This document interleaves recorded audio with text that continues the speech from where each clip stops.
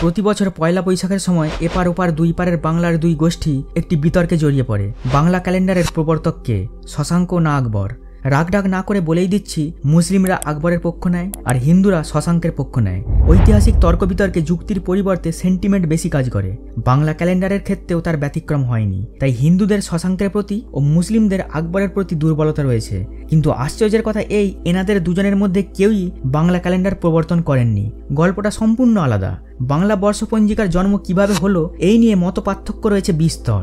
একটা নয়, দুটো নয়, পাঁচটা থিওরি আছে এর পিছনে। নাম্বার 1 শশাঙ্ক তত্ত্ব, নাম্বার 2 আকবর তত্ত্ব, নাম্বার 3 হুসেন শাহ তত্ত্ব, নাম্বার 4 মঙ্গত রায় তত্ত্ব ও নাম্বার 5 স্রংসন তত্ত্ব। আজকের এই ভিডিওতে আমি এই 5টি তত্ত্বকে বিশ্লেষণ করে এবং সব রকম আবেগ অনুভূতিকে দূরে সরিয়ে আসল সত্যটাকে তুলে ধরার চেষ্টা করেছি। তাই শেষ পর্যন্ত অবশ্যই সঙ্গে থাকবেন। বাংলা ক্যালেন্ডারের ইতিহাসে ঢোকার আগে ক্যালেন্ডার কিভাবে কাজ করে সেই বিজ্ঞানটা আগে জানা দরকার। তা না হলে পরবর্তী আলোচনাতে অসুবিধা হবে। পৃথিবীতে যত ক্যালেন্ডার রয়েছে সেগুলোকে 4টি ভাগে ভাগ করা হয়: প্রকৃত সৌরবর্ষ, নক্ষত্র সৌরবর্ষ, চান্দ্রবর্ষ ও চান্দ্র সৌরবর্ষ। নাম্বার 1 প্রকৃত সৌরবর্ষ। সূর্যের চারিদিকে পৃথিবীর এক পাক ঘোরার সময়কালকে একটি সৌরবর্ষ ধরা হয়, যেটার দৈর্ঘ্য 365 দিন 5 ঘন্টা 49 মিনিট। ভারতের জাতীয় ক্যালেন্ডার শকাব্দ এবং গ্রেগরিয়ান ক্যালেন্ডার এই হিসাবে চলে। গ্রেগরিয়ান ক্যালেন্ডার বলতে যেটাকে আমরা ইংরেজি ক্যালেন্ডার বলি। নাম্বার 2 নক্ষত্র সৌরবর্ষ, যেটার দৈর্ঘ্য 365 দিন 6 ঘন্টা 9 মিনিট। এটা সূর্যের কোনো একটি রাশি থেকে পুনরায় সেই রাশিতে ফিরে আসার সময়কাল। উদাহরণ পশ্চিমবঙ্গের বাংলা ক্যালেন্ডার। আমাদের বাংলা ক্যালেন্ডারে সূর্যের মেষ রাশি থেকে পুনরায় মেষ রাশিতে ফিরে আসার সময়কালকে 1 বছর ধরা হয়। এই কারণে চৈত্র সংক্রান্তিকে মেষ সংক্রান্তিও বলা হয়ে থাকে। এই ক্যালেন্ডারের একটি সমস্যা আছে, সেটা হচ্ছে প্রকৃত সৌর বছরের থেকে 20 মিনিট এক্সট্রা সময়। দেখুন, সৌর ক্যালেন্ডারে বছর শেষ হতে লাগছে 365 দিন 5 ঘন্টা 49 মিনিট। অপরদিকে মেষ রাশি থেকে পুনরায় মেষ রাশিতে ফিরে আসতে সময় লাগছে কত? 365 দিন 6 ঘন্টা 9 মিনিট। তাহলে নক্ষত্র সৌরবর্ষ কমপ্লিট হতে 20 মিনিট বাড়তি সময় লাগছে। আর এই কারণে প্রতি 72 বছর অন্তর অন্তর আমাদের বাংলা ক্যালেন্ডার তার আগের জায়গা থেকে একদিন এগিয়ে যায়। এই হিসাবে বঙ্গাব্দ শুরুর সময়, মানে আজ থেকে 1431 বছর আগে যে জায়গায় ছিল, আজকের পয়লা বৈশাখ তার থেকে 20 দিন এগিয়ে চলে এসেছে। এবং আজ থেকে 4000 বছর পর যখন পয়লা বৈশাখ পড়বে তখন বর্ষাকাল চলবে। এই সমস্যার সমাধান করার জন্য ডক্টর মেঘনাদ শাহ এটিকে এডিট করে একটি নতুন পঞ্জিকা তৈরি করে দেন, যেটা ভারতে গৃহীত হয়নি, বাংলাদেশে গৃহীত হয়েছে। বাংলাদেশে চিরকাল পয়লা বৈশাখ এপ্রিলের মাঝামাঝিতেই থাকবে। নাম্বার 3 চান্দ্রবর্ষ। এতে 12টি চন্দ্রমাসকে 1 বছর ধরা হয়। চন্দ্রমাস হলো এক অমাবস্যা থেকে অন্য অমাবস্যাতে চাঁদের পৌঁছানোর সময়কাল। একটি চন্দ্রমাস কমপ্লিট হতে 29 দিনের মতো লাগে, অর্থাৎ 354 দিনে একটি চান্দ্রবর্ষ শেষ হয়। চান্দ্রবর্ষের উদাহরণ মুসলিমদের হিজরি সম্বত। এই ক্যালেন্ডারেরও একটি সমস্যা আছে, সেটা হচ্ছে প্রকৃত সৌর বছরের থেকে 11 দিন কম। দেখুন, এমনিতে 365 দিনে 1 বছর, কিন্তু হিজরিতে 354 দিনে 1 বছর, তাহলে 11 দিন কম হচ্ছে। আর এই 11 দিনের ঘাটতির কারণে মুসলিমদের যত পরব আছে সেগুলো আগের বছরের থেকে 11 দিন আগে এসে যায়। আর এভাবেই সার্কেলটা চলতে থাকে। নাম্বার 4 চান্দ্র সৌরবর্ষ। এই ক্যালেন্ডারের প্রক্রিয়াটা একটু জটিল। কখনো 12টি চন্দ্রমাস মিলে, আবার কখনো 13টি চন্দ্রমাস মিলে এতে 1 বছর হয়। 12টি চন্দ্রমাসে 1 বছর হলে 354 দিন লাগছে। আবার 354 দিনে বছর শেষ হলে 11 দিন কম পড়ে যাচ্ছে, যেটা একটু আগেই বললাম। এই ঘাটতিটাকে মেকআপ দেওয়ার জন্য কয়েক বছর অন্তর অন্তর একটি এক্সট্রা মাস যুক্ত করা হয়। আর এই 13 নম্বর মাসটিকে বলা হয় অধিমাস বা মল মাস। হিন্দু ক্যালেন্ডার, ইহুদি ক্যালেন্ডার ও চাইনা ক্যালেন্ডার এই হিসাবে চলে। হিন্দুদের যত পুজো পার্বণ উৎসব অনুষ্ঠান রয়েছে সব এই সম্মত অনুযায়ী হয়। এই জন্য একটা জিনিস খেয়াল করে দেখবেন যে দুর্গাপুজো পরপর 2 বছর 11 দিন করে এগিয়ে চলে আসে, আবার মাসখানেক পিছিয়ে যায়। তো ক্যালেন্ডার কি সিস্টেমে চলে তার একটা ধারণা আশা করছি আপনাদেরকে দিতে পেরেছি। এবারে আলোচনা করব বাংলা ক্যালেন্ডারের উৎপত্তি ইতিহাস নিয়ে। প্রথমেই বলে দিই যে 12টি মাস নিয়ে আমাদের বাংলা ক্যালেন্ডার গঠিত, সেগুলির প্রত্যেকটি এসেছে প্রাচীন জ্যোতিষশাস্ত্রের বিভিন্ন নক্ষত্রের নাম থেকে। যেমন বৈশাখ এসেছে বিশাখা নক্ষত্র থেকে, জ্যৈষ্ঠ এসেছে জ্যেষ্ঠা নক্ষত্র থেকে, আষাঢ় এসেছে আষাঢ়া নক্ষত্র থেকে, ইত্যাদি ইত্যাদি। তবে এই 12টি মাস যে শুধুমাত্র বাংলা ক্যালেন্ডারের মধ্যেই রয়েছে এমনটা কিন্তু নয়। বঙ্গাব্দের বহু আগে থেকে এই ভারতীয় ক্যালেন্ডারে এই মাসগুলি ব্যবহৃত হয়ে আসছে। বাংলা ক্যালেন্ডারের উৎপত্তি নিয়ে যে একাধিক তত্ত্ব রয়েছে সেটা আমি আগে উল্লেখ করেছি। এবারে আমি সেগুলোকে নিয়ে একে একে আলোচনা করব। প্রথম তত্ত্ব অনুযায়ী সম্রাট শশাঙ্ক বঙ্গাব্দের প্রচলন করেছিলেন। মহারাজা শশাঙ্কের প্রথম জীবনের নাম ছিল জয়নাগ। তিনি গুপ্ত সাম্রাজ্যের অধীনস্থ একজন সামন্ত ছিলেন। পরবর্তীকালে তিনি রাজা ধীরাজ শশাঙ্ক নাম নিয়ে নিজেকে সম্রাট ঘোষণা করেন। 593 খ্রিস্টাব্দের 12 এপ্রিল তাঁর রাজ্যাভিষেক হয়। এই তারিখটা ছিল সোমবার। শশাঙ্ক ছিলেন শিবের ভক্ত, তাই তিনি সিংহাসনে বসার জন্য ওই দিনটাকেই বেছে নিয়েছিলেন এবং সেদিন থেকেই বাংলা সনের সূচনা করেছিলেন। সেই হিসাবে দেখতে গেলে পাটিগণিতের সহজ অঙ্কে সব কিছু মিলে যায়, কোনো সমস্যাই থাকে না। কিন্তু সমস্যা একাধিক আছে। প্রথমত 593 সালে যে শশাঙ্কের রাজ্যাভিষেক হয়েছিল সেটা কে বলল? সত্যি এর সপক্ষে কোনো প্রমাণ নেই, মানে সে সময়কার কোনো গ্রন্থ, কোনো শিলালিপি বা কোনো মুদ্রাতেই এই ঘটনার কোনো উল্লেখ নেই। দ্বিতীয়ত, শশাঙ্কের সময় অখণ্ড বঙ্গের কোনো কনসেপ্ট ছিল না। শশাঙ্ক যদি বাংলা ক্যালেন্ডার চালু করতেন তাহলে তাঁর তৈরি অব্দ বঙ্গাব্দ না হয়ে শশাঙ্কাব্দ বা শশাঙ্ক সম্বত এই ধরনের কিছু একটা হতো। তৃতীয়ত, শশাঙ্ক পরবর্তী বাংলার শাসকেরা কেউই কোথাও বঙ্গাব্দের কোনো উল্লেখ করেনি। চতুর্থত, শশাঙ্কের অধীনস্থ মাধব বর্মন উড়িষ্যার গঞ্জাম অভিলেখে গুপ্তাব্দ ব্যবহার করেছেন, বঙ্গাব্দ ব্যবহার করেননি। বঙ্গাব্দের প্রচলন যদি শশাঙ্কই করে থাকতেন তাহলে তাঁর অধীনে থাকা কোনো শাসক গুপ্তাব্দ ব্যবহার করতেন না। পঞ্চমত, কয়েকটি সোর্স দাবি করছে যে বাঁকুড়া জেলার দুটি 500 বছরের পুরনো মন্দিরে নাকি বাংলা অব্দ খোদাই করা আছে, কিন্তু এই দাবি ভুল প্রমাণিত হয়েছে। নাম্বার 2, আকবর তত্ত্ব। এই তত্ত্বের সমর্থক সবচেয়ে বেশি এবং এই তত্ত্বের গোঁজামিলও সবচেয়ে বেশি। এই থিওরি অনুযায়ী আকবর 1584 খ্রিস্টাব্দে যে তারিকি ইলাহি নামের একটি সম্বত চালু করেছিলেন সেটাই নাকি আমাদের বঙ্গাব্দ। হিজরি অব্দ দিয়ে ফসল সংগ্রহের কাজ ব্যাহত হচ্ছিল, কারণ ওই ক্যালেন্ডারে প্রতি বছর তার আগের বছরের চেয়ে 11 দিন করে পিছিয়ে যায়। তাই আকবর ইরানি জ্যোতির্বিজ্ঞানী আমির ফতেউল্লাহ সিরাজিকে একটি সৌর ক্যালেন্ডার চালু করার নির্দেশ দেন। এক্ষেত্রে সম্রাট আকবরের সিংহাসন আরোহণের বছরটিকে সেন্টারে রাখা হয়।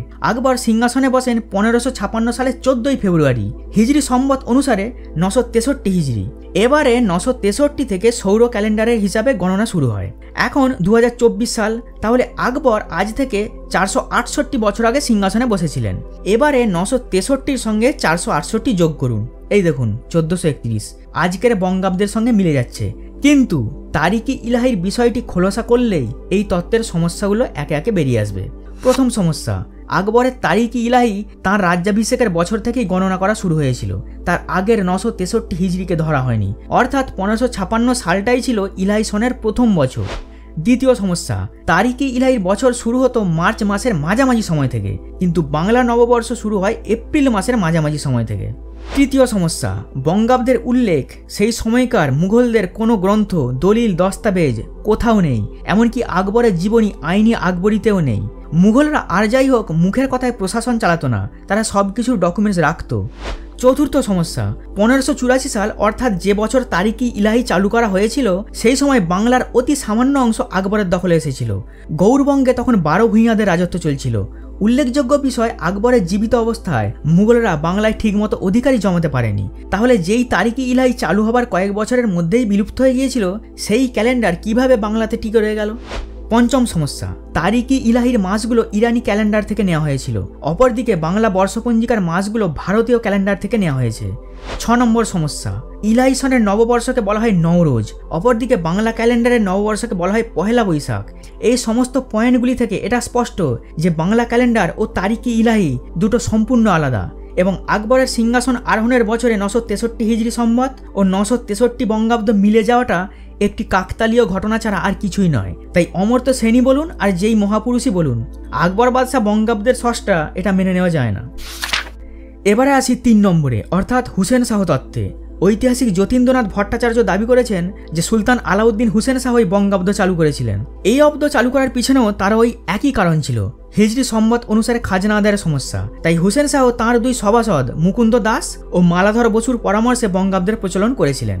একথা সত্যি যে সুলতান হুসেন শাহ শিক্ষা, সংস্কৃতি এবং সাহিত্যের ব্যাপক পৃষ্ঠপোষক ছিলেন। তিনি যে একজন সাম্প্রদায়িক বিদ্বেষমুক্ত উদার শাসক ছিলেন সেটা বলাই যায়, কিন্তু আলাউদ্দিন হুসেন শাহ যে বঙ্গাব্দ চালু করেছিলেন এর সপক্ষে কোনো ঐতিহাসিক দলিল নেই। বাংলা সনের কোনো নজিরও তাঁর সময় দেখতে পাওয়া যায় না, তার বদলে হিজরি সনের উল্লেখ পাওয়া গেছে। সবচেয়ে বড় কথা, হুসেন শাহ 593 খ্রিস্টাব্দ থেকে কেন গণনা করতে গেলেন সেটা স্পষ্ট নয়, তাই আলাউদ্দিন হুসেন শাহকেও বাতিল করা যেতে পারে। নাম্বার 4, মঙ্গত রায় তত্ত্ব। বাংলাদেশের স্বনামধন্য লেখক জয়নাল আবেদিন খান তাঁর লেখা বঙ্গাব্দ গ্রন্থে একটি চমকপ্রদ তথ্য দিয়েছেন। তার মতে বঙ্গাব্দ প্রচলন করেছিলেন আরাকানের রাজা মঙ্গত রায়। মঙ্গত রায় তাঁর রাজ্য থেকে বিতাড়িত হয়ে পূর্ববঙ্গে আশ্রয় নিয়েছিলেন। পরবর্তীকালে তিনি ইসলাম গ্রহণ করেন। শাহজাহানের পুত্র শাহ সুজা তাকে ঢাকার দেওয়ান হিসাবে নিযুক্ত করেছিল। জয়নাল আবেদিন খান তার বইতে বৌদ্ধ ধর্ম, তন্ত্রবাদ, হিন্দু ধর্মের পূজা পার্বণ সম্বন্ধে অনেক মূল্যবান তথ্য দিয়েছেন ঠিকই, তবে তিনি মঙ্গত রায়কে বঙ্গাব্দের স্রষ্টা প্রমাণ করতে ব্যর্থই হয়েছেন। সত্যি কথা বলতে জিনিসটা আমার মাথার উপর দিয়ে চলে গেছে।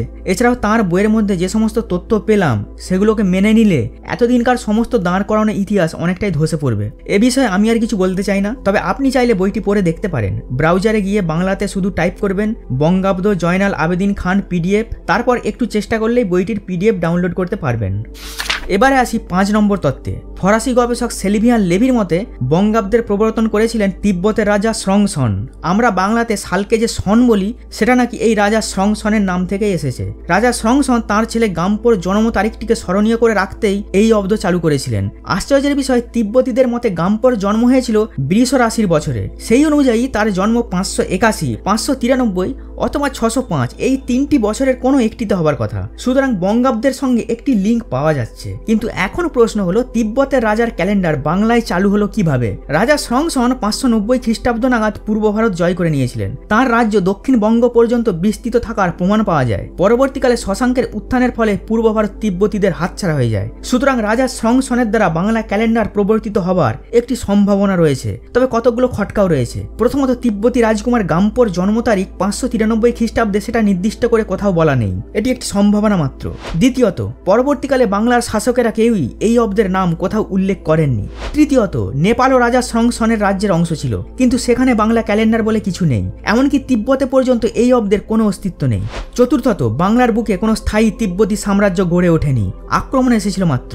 অতএব বাংলা ক্যালেন্ডারের উৎপত্তি নিয়ে যে 5টি থিওরি চালু আছে সেগুলোর মধ্যে কোনোটাকেই জোর দিয়ে বলা যাচ্ছে না যে এটাই সঠিক। এবারে এই ম্যাপটিকে লক্ষ্য করুন। এখানে গোলাপি রঙের যে সমস্ত জায়গাগুলোকে দেখতে পাচ্ছেন, এই সমস্ত অঞ্চলে নববর্ষ হয় বৈশাখ মাসে। আর এই সমস্ত জায়গাগুলি একসময় থেরবাদী হিনজান বৌদ্ধদের দ্বারা প্রভাবিত ছিল। কিন্তু একটা জিনিস মাথায় রাখতে হবে যে এই সব জায়গাগুলির নববর্ষ বৈশাখ মাস থেকে শুরু হয় মানেই যে সব জায়গার ক্যালেন্ডার এক তা কিন্তু নয়। যেমন ধরুন আমাদের এখানে 1431 বঙ্গাব্দ শুরু হতে চলেছে, কিন্তু অপরদিকে মায়ানমারে 1385 আরাকানি সন শুরু হবে। বৈশাখ মাস বৌদ্ধদের কাছে সবচেয়ে পবিত্র মাস। বৈশাখী পূর্ণিমার দিনই গৌতম বুদ্ধের জন্ম হয়। ওই মাসেই তিনি বোধি লাভ করেছিলেন এবং বৈশাখী পূর্ণিমার দিনই বুদ্ধদেব নির্বাণ লাভ করেন। সে কারণেই থেরবাদী বৌদ্ধদের কাছে নতুন বছর বৈশাখ মাস থেকে শুরু হয়। তাই কোনো সন্দেহ নেই আমাদের বঙ্গাব্দ একটি বৌদ্ধ ক্যালেন্ডার, যেটা 593 খ্রিস্টাব্দের আগে থেকেই বাংলায় প্রচলিত ছিল। এবার শুধু আরেকটি প্রশ্নের উত্তর বাকি রয়ে গেল যে কেন বাংলা বর্ষপঞ্জিকা 593 খ্রিস্টাব্দ থেকে নতুন করে গণনা শুরু হলো। আজ থেকে 1431 বছর আগে বাংলার বুকে কি ঘটেছিল? তাহলে কি তিব্বতী রাজা স্রংসনের তত্ত্বটাই সঠিক? হতেও পারে, আবার নাও হতে পারে। না হবার কারণগুলো আগেই বলে দিয়েছি, কিন্তু যে পয়েন্টগুলো এই তত্ত্বকে সমর্থন করছে সেগুলোকে আর একবার হাইলাইট করছি। প্রথমত, সালকে বাংলায় সন বলা হয়। গবেষক সেলিভিয়ান লেভির মতে এই সন কথাটি রাজা স্রংসনের নাম থেকে এসেছে। দ্বিতীয়ত, স্রংসনের পুত্র গাম্পোর জন্ম তারিখ 593 খ্রিস্টাব্দে হবার একটি জোরালো সম্ভাবনা রয়েছে। তৃতীয়ত, অল্পদিনের জন্য হলেও বাংলা স্রংসনের সাম্রাজ্যের অংশ ছিল। চতুর্থত, বৌদ্ধ ধর্মকে কেন্দ্র করে তিব্বতের সঙ্গে বাংলার সাংস্কৃতিক আদান প্রদান। বর্তমানে বৌদ্ধ ধর্ম বাংলা থেকে বিলুপ্ত হয়ে গেলেও একসময় এই বাংলার প্রায় অর্ধেক মানুষ বৌদ্ধ ধর্ম পালন করত। আর আমি আগেই দেখিয়েছি যে বঙ্গাব্দ একটি বৌদ্ধ সম্বত। সুতরাং এই সমস্ত পয়েন্টগুলি বিচার করে বলা যায় যে আমাদের বঙ্গাব্দ তিব্বতের রাজা স্রংসনের দ্বারা প্রবর্তিত হবার একটি সম্ভাবনা রয়েছে। তবে এই সম্ভাবনা রাজা শশাঙ্কের ক্ষেত্রেও প্রযোজ্য। আপনাদের মনে একটি প্রশ্ন আসতে পারে যে আমি এদিক ওদিক ঘুরে শেষে কেন আবার শশাঙ্কের কাছে ফিরে এলাম? এর পিছনেও যথেষ্ট কারণ রয়েছে।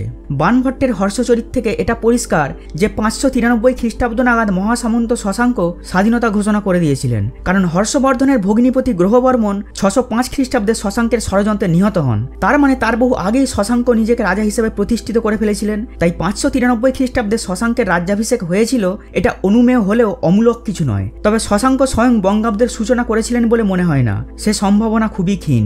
হতে পারে শশাঙ্কের সিংহাসন আরোহণের পর বাংলার জনমানসে তাঁর গৌরবগাথা প্রচারের মাধ্যমে তিনি জনপ্রিয়তা পান, কারণ তাঁর চেয়ে পরাক্রমশালী কোনো রাজা বাংলার বুকে আগে কখনো রাজত্ব করেনি। আর সে কারণেই মানুষ তাঁর রাজ্যাভিষেকের বছরটাকে স্মরণ রেখে দেয় এবং সেখান থেকেই নতুন সাল গণনা শুরু হয়। তাই বলা যেতেই পারে বঙ্গাব্দ কোনো রাজা মহারাজা চালু করে যাননি, এই ক্যালেন্ডার বাংলার জনগণের মাধ্যমে প্রবর্তিত হয়েছিল। এখন অনেকের মনে একটা প্রশ্ন উঠতে পারে যে শশাঙ্ক কি সত্যি এতটা প্রভাবশালী ছিলেন যে মানুষ তাঁর নামে বছর গণনা শুরু করে দিল? শশাঙ্কের সামরিক অভিযানের কথা এখানে বাদই দিলাম, শুধু দুটো ঘটনার কথা এখানে উল্লেখ করেছি, তাহলেই এই প্রশ্নের উত্তর বেরিয়ে আসবে। নাম্বার 1, শশাঙ্কের আদেশে আজ থেকে 1400 বছর আগে পশ্চিম মেদিনীপুরের দাঁতনে একটি বিরাট বড় দিঘি কাটা হয়েছিল। সেই দিঘি আজও আছে এবং মানুষ সেটার নাম আজও মনে রেখেছে, সরসংখ্যা দিঘি। নাম্বার 2, বাংলার বেশ কয়েকটি জায়গায় বিশেষ করে মুর্শিদাবাদের দিকে মাঘ মাসে শিব পার্বতীর পুজো করা হয়। ঐতিহাসিকদের মতে শশাঙ্ক উড়িষ্যা জয় করে ফেরার পর এই উৎসবের সূচনা করেছিলেন। শশাঙ্কের কাটা দিঘি যদি এতদিন মানুষের মনে রয়ে যায়, তাঁর প্রচলিত উৎসব যদি আজও পালিত হয়, তাহলে তাঁর নামে ক্যালেন্ডার চালু থাকাটা স্বাভাবিক নয় কি? তো যাই হোক, পরবর্তীকালে বাংলার নবাব মুর্শিদকুলি খান একটি আইন বার করেন যে বাংলার জমিদাররা যেন চৈত্র সংক্রান্তির মধ্যে সমস্ত খাজনা পরিশোধ করে দেয়, আর তারপর থেকেই পয়লা বৈশাখের গুরুত্ব বেড়ে যায়।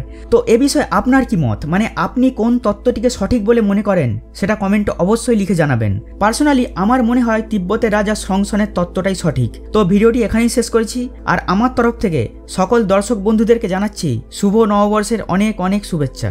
ধন্যবাদ।